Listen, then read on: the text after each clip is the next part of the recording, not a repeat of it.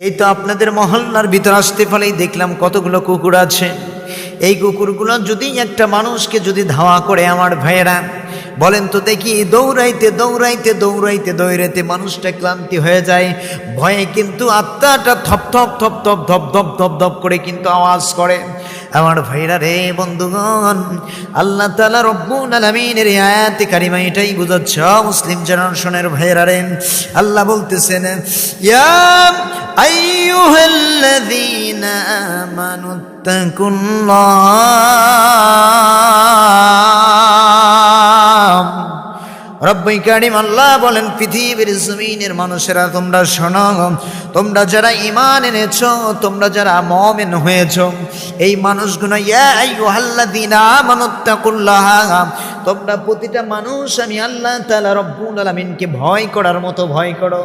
আর আল্লাহ তাআলা রব্বুল আলামিনকে এমনভাবে মনের কুটিরখানাতে ভয়টা নিয়ে আসো আমার রবের।